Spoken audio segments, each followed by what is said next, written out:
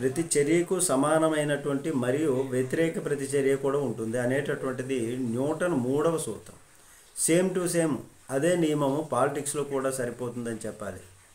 ఇది ఎందుకు చెప్పాల్సి వచ్చింది అంటే వైఎస్ జగన్మోహన్ రెడ్డి హయాంలో ముఖ్యమంత్రిగా ఉండే సమయంలో అప్పటి ప్రతిపక్షాలు టీడీపీ జనసేన ఏదైతే చేశాయో అదే పందాలో ఇంకా చెప్పాలంటే అంతకు మించినటువంటి పందాల వైసీపీ వెళ్తుంది. కాకపోతే జగన్మోహన్ రెడ్డి గారి హయాంలో సోషల్ మీడియా పోస్టుల పైన కేసులు పెద్దగా ఉండేవి కాదు. ఇప్పుడు మాత్రం సోషల్ మీడియా పైన వ్యతిరేకత చిన్న కామెంట్ చేసినా కేసు నమోదు చేసేటటువంటి పరిస్థితి. వైసీపీ ఫేక్ ప్రచారం చేస్తుందంటూ ఇటీవల టీడీపీ మీడియా పార్టీ పెద్దలు సోషల్ మీడియాని ఎలా కట్టడి చేయాలి అన్నటువంటి దానికి సూచనలు, మంత్రులతో ఉపసంఘం ఏర్పాటు చేయటం, కొత్త చట్టాలు చేయడానికి ప్రయత్నం, ఇట్లాంటిది డైరెక్ట్గా పోలీస్ పెద్దలే ప్రెస్ మీట్లు పెట్టి మరీ సోషల్ మీడియాలో తప్పుడు ప్రచారం చేస్తే చర్యలు తీసుకుంటామని చెప్పినటువంటి సోషల్ మీడియాలో ఆ ప్రచారాలు ఫుల్ స్టాప్ కావడం లేదు.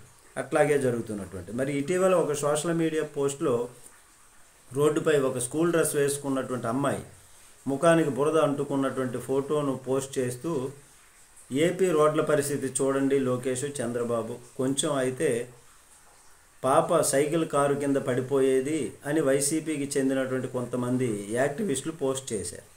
అది కాస్త వైరల్ కావడంతో ఆ పోస్టు మహారాష్ట్రకు చెందినది అని, అది ఆంధ్రకు ముడిపెట్టడం ఏంటని, తప్పుడు ప్రచారం చేసిన వారిపైన ప్రభుత్వం చర్యలు తప్పవని ప్రభుత్వం నడిపే ఫ్యాక్ట్ చెక్ నుంచి ప్రకటన వచ్చింది. మరి ఇక్కడ అసలు విషయం మాట్లాడుకోవాలంటే ఇదే పోస్టును గతంలో అంటే జగన్మోహన్ రెడ్డి హయాంలో ఇంకేం చేయమని అడుగుదాం తల్లి జగన్ మామయ్యని, వర్షాకాలం రోడ్లు బాగాలేదు కాబట్టి పక్కనే ఎవరైనా ఉంటే నెమ్మదిగా డ్రైవ్ చేయండి, స్పీడ్గా డ్రైవింగ్ చేయొద్దు, ఆ పాప ఎంత బాధపడుతుంది చూడండి ఒకసారి, యువగలం లోకేష్ అంటూ టీడీపీ యాక్టివిస్టులు పోస్టులు చేశారు. మరి అప్పుడు ఆ రోజు టీడీపీ చేసింది ఎంత తప్పు, ఈవేళ వైసీపీ చేస్తుంది కూడా అంతే తప్పు. కాకపోతే న్యూటన్ థర్డ్ పాలిటిక్స్ అప్లై చేస్తే అది కరెక్ట్గానే కనిపిస్తుంది చూసేవారికి.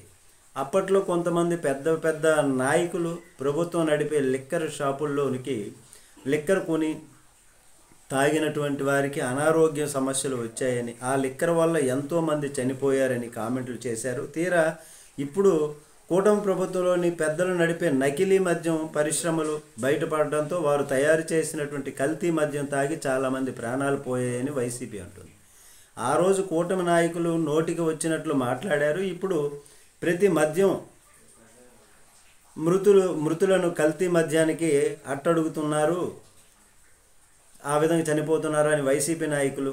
దీనికి కూడా కూటమి నుంచి సరైనటువంటి సమాధానం లేదు ఇప్పుడు. అయితే ఎందుకంటే గతంలో వారు చేసినటువంటి కామెంట్స్ అలాంటివి. అలాగే టీడీపీ విషయం చూసుకుంటే జగన్ హయాంలో ప్రతిదీ కూడా రాజకీయం చేశారు. వారికి శ్రీవారి బ్రహ్మోత్సవాల కోసం కూడా ఏర్పాటు చేసినటువంటి లైట్స్ పెట్టినటువంటి అది శిలువలాగా ఉందని ప్రచారం చేశారు. ఇప్పుడు వైసీపీ కూడా టీడీపీలో జరిగినటువంటి ప్రతి విషయం పైన ప్రతిరోజు మాట్లాడుతూ రాజకీయం చేస్తుంది. మరి ఇలా ఆ రోజు నీవు మాపై బురద వేశావు, కడుక్కున్నాము, ఈరోజు మేము అదే బురద వేస్తున్నాము, నీవు కడుక్కో, అలాగేలా అనేలాగా సాగుతుంది. ఇప్పుడు జగన్ అధికారంలో ఉన్నప్పుడు కరెక్ట్ అయిన ప్రచారాలు, చంద్రబాబు అధికారంలో ఉంటే మాత్రం ఫేక్ ప్రచారాలు అంటే నవ్వుకుంటున్నారు జనం. నమస్తే.